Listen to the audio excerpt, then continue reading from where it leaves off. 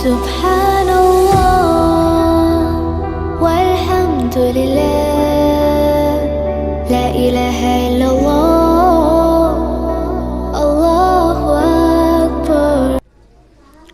الحمد لله رب العالمين والصلاة والسلام على رسول الكريم اما بعد اعوذ باللہ من الشیطان الرجیم بسم اللہ الرحمن الرحیم. حضرات و خواتین، اللہ کی فضل و کرم سے اللہ تبارک و تعالیٰ نے یہ مبارک رات ہمیں نصیب فرمائی. اللہ تبارک و تعالیٰ کا ہم جتنا بھی شکر ادا کریں کم ہے. پھر اس کے بعد اللہ تبارک و تعالیٰ نے ہمیں قیام اللیل کرنے کا موقع عنایت فرمایا.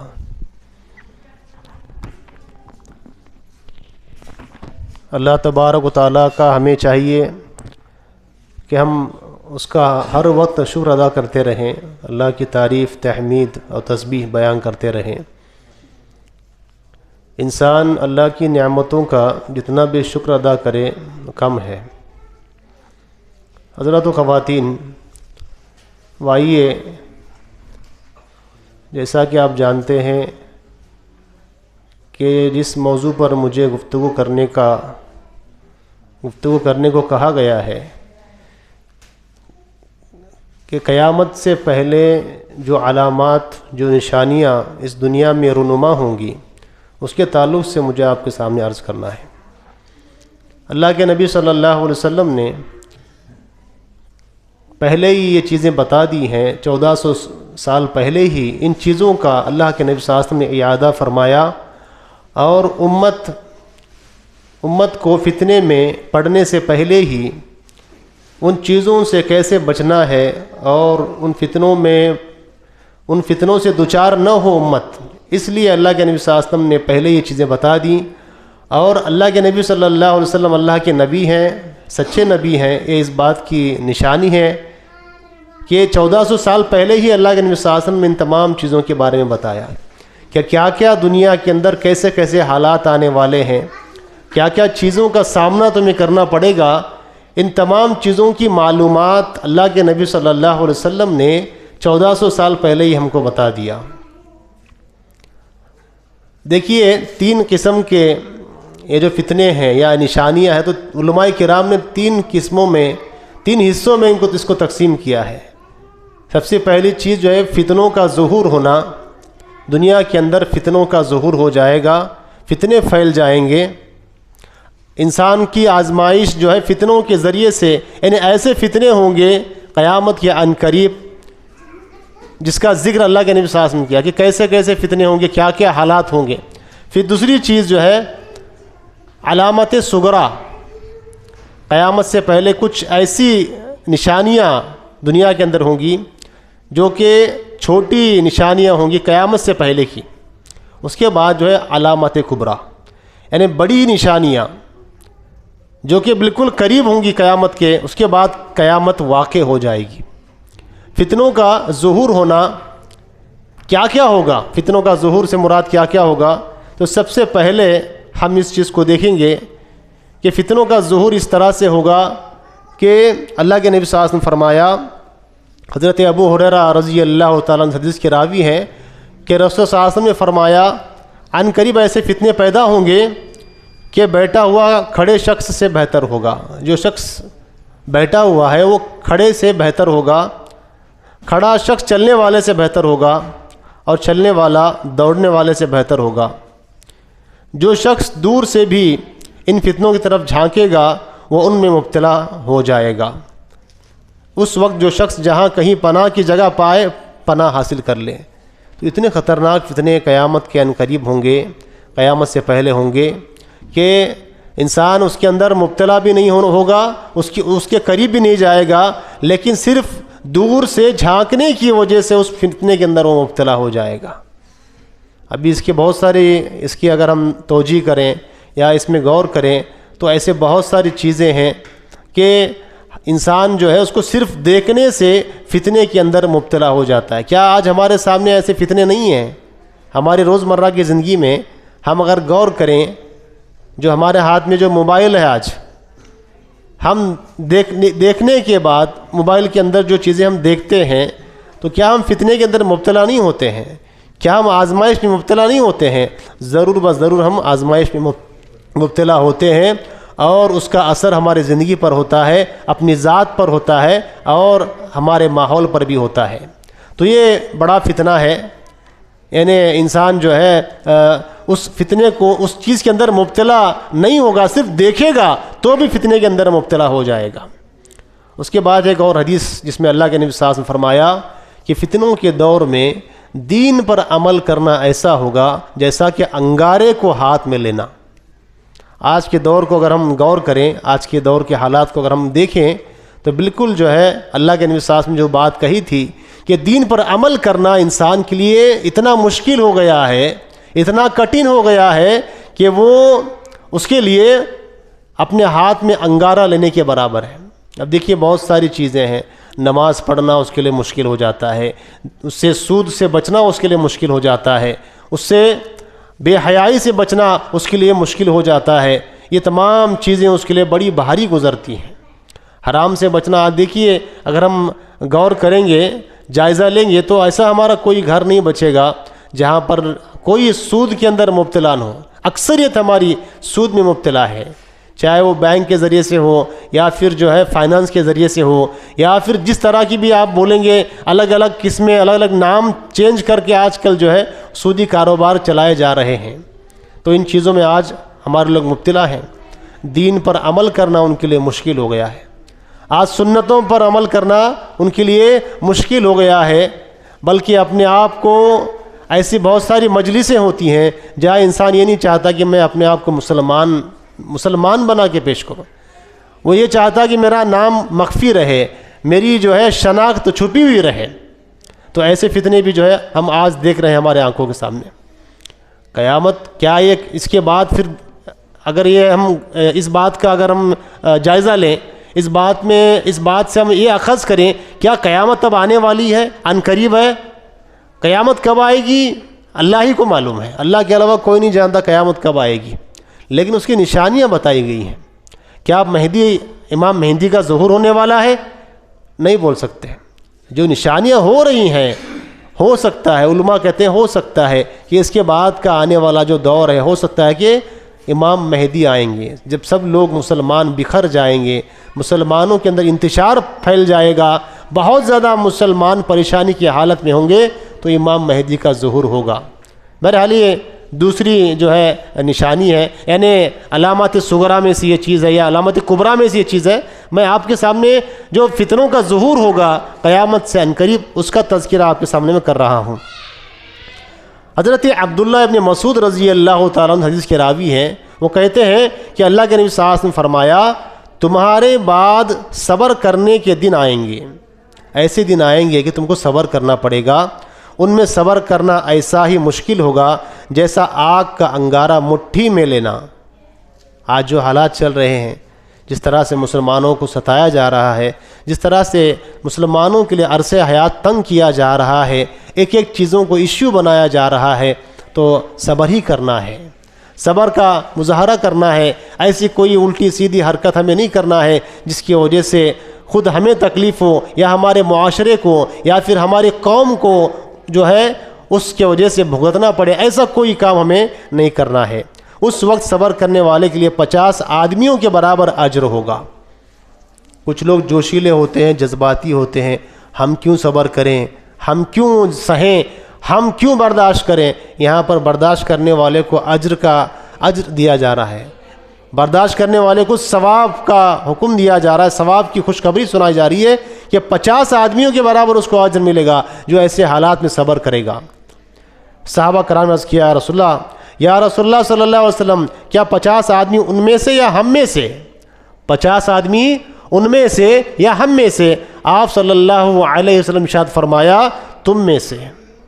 50 آدمی تم میں سے، جتنے 50 آدمی کو جتنا ثواب ملے گا، اجر ملے گا، اتنا اجر ان لوگوں کو ملے گا جو ایسے حالات میں صبر کریں گے کہ صبر کرنا مشکل ہو جائے گا۔ اسے بازار نے روایت کیا ہے۔ اس کے بعد جو ہے قیامت کے قریب اور بھی بہت سارے فتنے ہوں گے۔ علم کا اٹھ جانا، علم اٹھ جائے گا قیامت کے عنقریب جو ہے، علم کا فقدان ہو جائے گا، علم اٹھ جائے گا۔ کیسے علم اٹھ جائے گا؟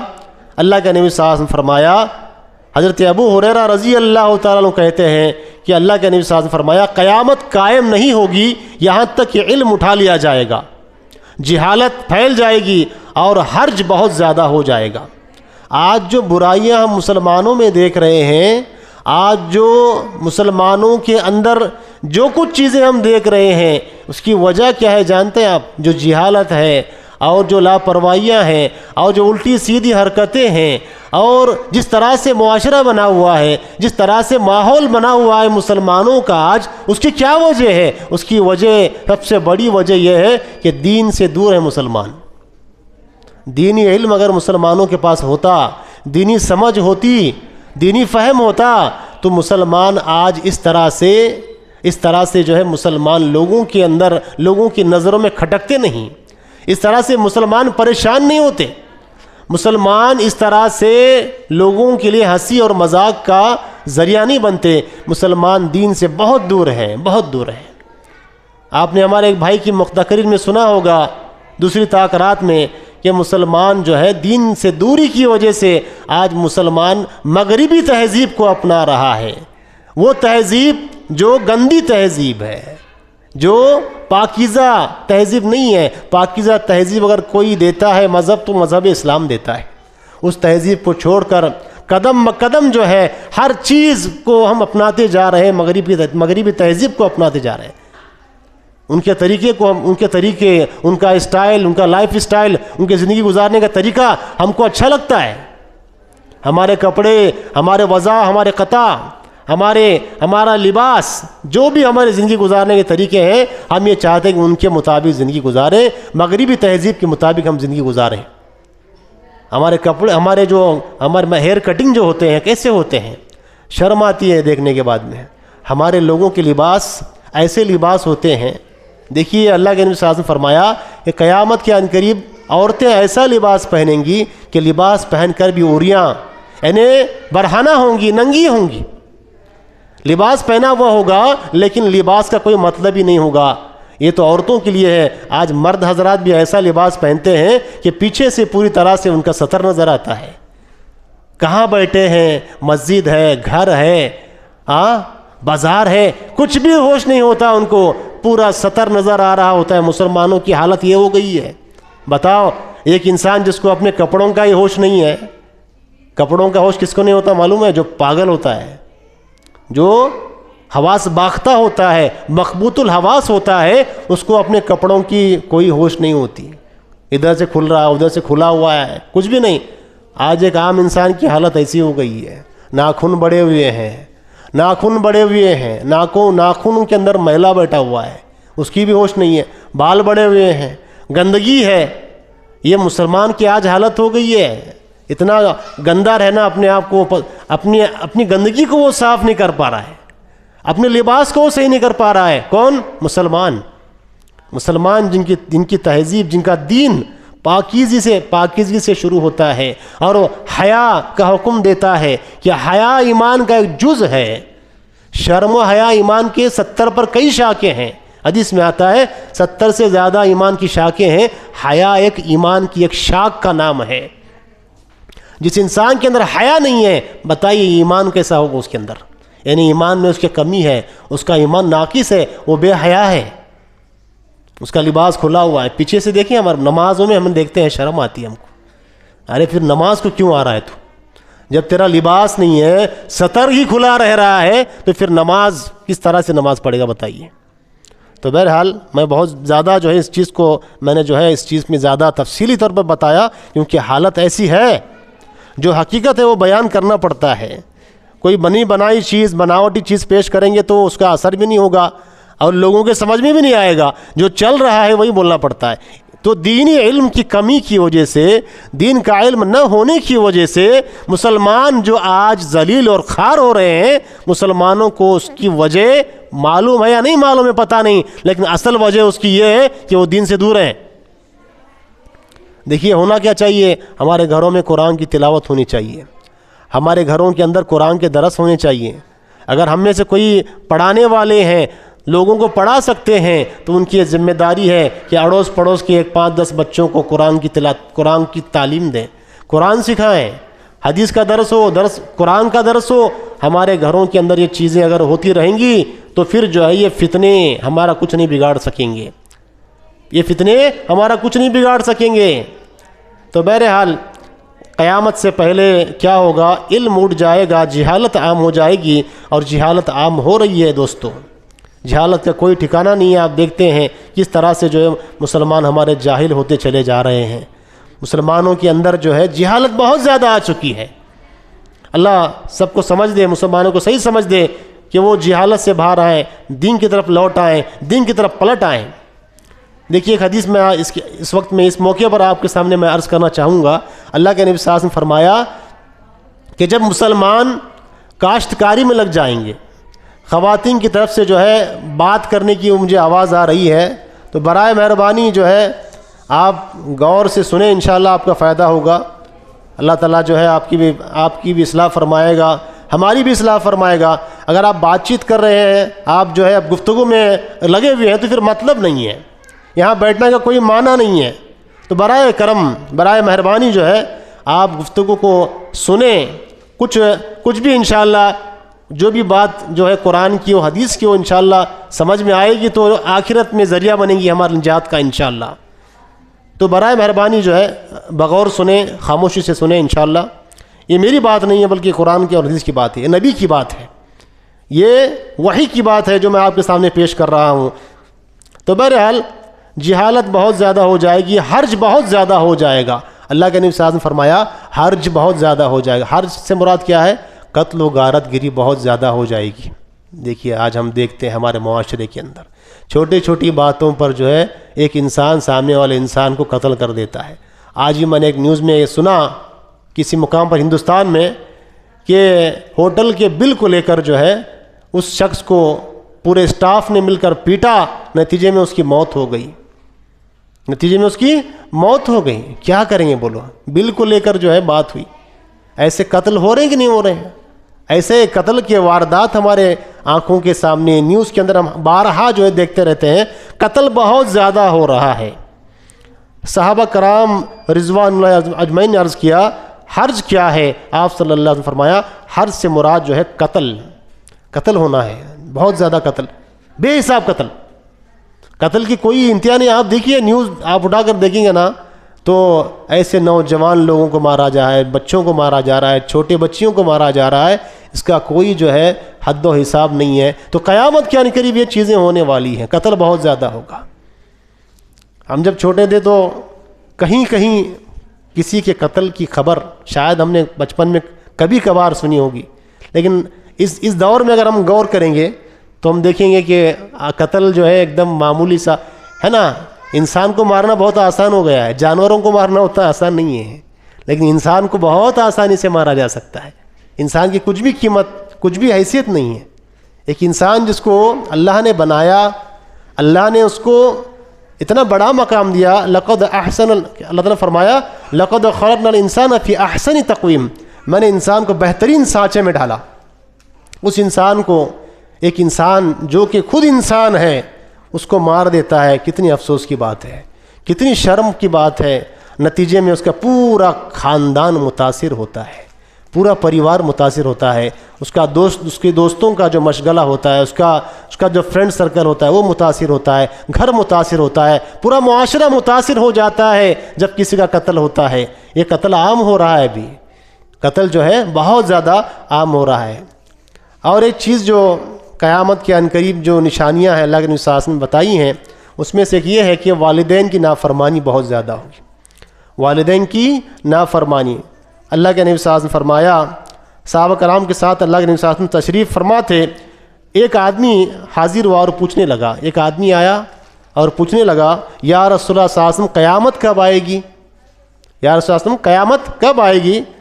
تو اللہ کے نبی صلی اللہ علیہ وسلم فرمایا قیامت کے بارے میں جس سے پوچھا گیا ہے وہ پوچھنے والے سے زیادہ نہیں جانتا، یعنی مجھے علم نہیں ہے، قیامت کب آئے گی اس کا مجھے علم نہیں ہے۔ پھر لیکن میں تجھے اس کی بعض نشانیاں بتاتا ہوں، بعض علامات اور بعض نشانیاں میں اس کی تجھے بتاتا ہوں، تو اللہ کے نبی صلی اللہ علیہ وسلم نے فرمایا جب عورت اپنے مالک کو جنے تو وہ یہ قیامت کی نشانیوں میں سے ہے۔ اس کا کیا مطلب ہے؟ انہیں اولاد اپنے والدین کے ساتھ ایسا برتاؤ کرے گی جیسا کہ ایک مالک جو ہے ایک نوکر کے ساتھ برتاؤ کرتا ہے، بچے اپنے والدین کے ساتھ ویسا برتاؤ کریں گے۔ ماں باپ ڈریں گے بچوں سے، ماں باپ سہم جائیں گے، بچوں کا ڈر دل میں بڑھ جائے گا۔ اس طرح سے جو ہے بچے ان کے اوپر حکم چلائیں گے، بچے ان کے اوپر جو ہے زبردستی کریں گے، اور بچے جو ہے ماں باپ کا حکم سننا چاہیے، الٹا ہو جائے گا۔ بچے ڈر کے رہنا پڑے گا، نہیں وہ ہمارا اس کو نہیں چلتا، ہمارے بیٹے کو نہیں چلتا، ہمارے بیٹے کو غصہ آتا، ہمارا بیٹا ایسا، ہمارا بیٹا ویسا، نہیں، ڈر خوف، کس کا ڈر؟ بچوں کا ڈر۔ تو یہ ہو رہا ہے نہیں ہو رہا ہے؟ اس طرح سے ہو رہا ہے کہ نہیں؟ ضرور ہو رہا ہے۔ کیوں؟ اس کی وجہ کیا؟ دین سے دوری۔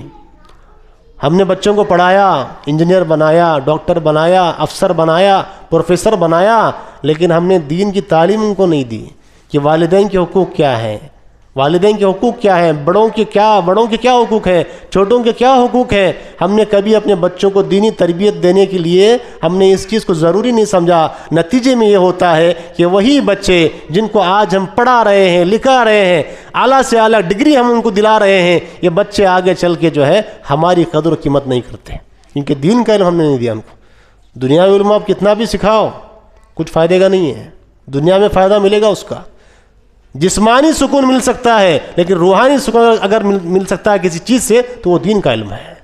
قلبی اطمینان، روحانی اطمینان انسان کو اگر کسی چیز سے حاصل ہوتا ہے تو وہ قرآن کا علم ہے اور حدیث کا علم ہے، اسی سے جو ہے سکون ملنے والا، ورنہ سکون نہیں ملنے والا، کتنا بھی کروڑوں کماؤ آپ۔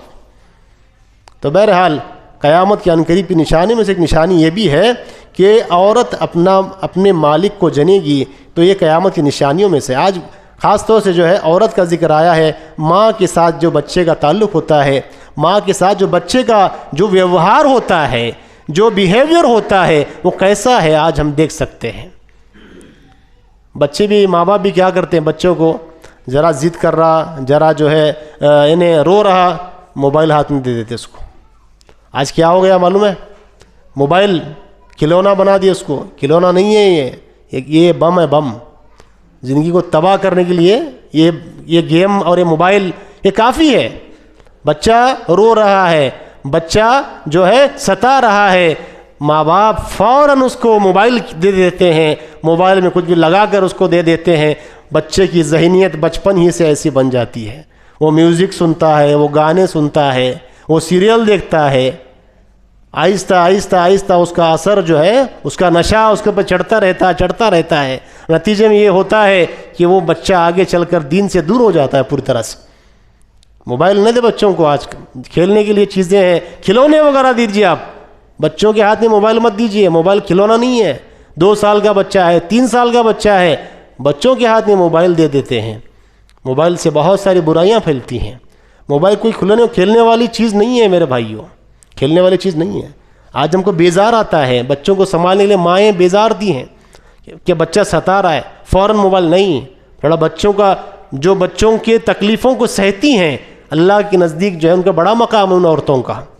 اللہ کے نبی صلی اللہ علیہ وسلم نے قریش کی عورتوں کی تعریف فرمائی کہ وہ بچوں کو بہت زیادہ چاہتی ہیں، بہت زیادہ محبت کرتی ہیں۔ بچوں کے تکلیفات پر صبر کرنا، بچوں کے ستانے پر صبر کرنا، یہ بھی اللہ کی طرف سے یہ اجر کے مستحق ہوں گے وہ مائیں جو اپنے بچوں کی تکلیفوں پر صبر کرتی ہیں، ستانے پر صبر کرتی ہیں، ان کے لیے اچھی تربیت کرتی ہیں، اچھی ماں بننے کی کوشش کرتی ہیں، ان کے ذہنوں کو اچھا بناتی ہیں، ان کے دلوں کو اچھا بناتی ہیں، ان کو پاکیزہ تعلیم دیتی ہیں۔ ایسی مائیں جو ہیں وہ اجر کے مستحق ہوں گی کل اللہ کے نزدیک، اور ایسی مائیں دنیا کے اندر بھی جو ہے سکون و اطمینان پائیں گی، اور آخرت میں بھی ان کو سکون ملے گا، کیونکہ دین کی تعلیم سے انہوں نے بچوں کو آراستہ کیا۔ دیکھیے دین کی تعلیم، یہ بنیادی جو تعلیم ہے نا، یہ اسٹارٹنگ میں بچوں کو قرآن، نماز اور جو بھی ادب کی چیزیں ہیں، جو بھی بنیادی چیزیں یہ بچپن میں بچوں کو ہم سکھانا چاہیے۔ ایک عالم دین کا میں نے بیان سنا تھا سالانہ اجلاس کے اندر، انہوں نے کہا تھا کہ دیکھیے حجاب کے اوپر جس چیز کے اندر حجاب کو جو ہے جو مسئلہ بنایا گیا، تو کچھ مسلمان بھی ایسے تھے جنہوں نے یہ کہا تھا کہ حجاب کی ہم کو ضرورت نہیں ہے، حالانکہ پڑھے لکھے لوگ تھے، وہ اسکالر لوگ تھے، وہ دنیاوی اعتبار سے، لیکن دینی اعتبار سے وہ اسکالر نہیں تھے۔ انہوں نے کہا کہ ہم کو حجاب کی وغیرہ ضرورت نہیں ہے۔ تو عالم دین نے کہا کہ ہمارے لوگوں کی وجہ سے اور بہت سارے لوگ جو دین سے دور ہونے کی وجہ سے ان چیزوں کو وہ اہمیت نہیں دیتے ہیں، نتیجے میں یہ ہوتا ہے کہ اس طرح کی آزمائشیں ہم پر آ جاتی ہیں کہ حجاب ضروری نہیں ہے، برقع ضروری نہیں ہے۔ سب لوگ کیوں نہیں کرتے؟ پھر کچھ لوگ کرتے، کچھ لوگ نہیں کرتے، سب لوگ کیوں نہیں کرتے؟ ہے نا، یہ چیز سوال ہے نا۔ تو ہوش کے ناخن لینے کی ضرورت ہے، ہوش میں آنے کی ضرورت ہے کہ یہ حجاب جو ہے، یہ پردہ جو ہے سب کے لیے اللہ نے بنایا ہے، رب نے سب کے لیے بنایا ہے۔ کچھ کوئی کر رہا نہیں کر رہا وہ پرسنلی اس کا معاملہ ہے، لیکن اللہ کے پاس اس کو حساب دینا پڑے گا، اللہ کے پاس اس کو سزا ملے گی ضرور۔ اس نے ایسی حرکت کی ہے، اللہ کا حکم اس نے نہیں مانا ہے، تو اللہ کے پاس سزا کا وہ مستحق ضرور ٹھہرے گا۔ تو بہرحال قیامت کے عن قریب جو ہے اللہ کے نبی صلی اللہ علیہ وسلم نے چند نشانیاں بتائیں، اس میں سے ایک نشانی یہ ہے کہ عورت اپنا مالک جنے، تو یہ قیامت کی نشانیوں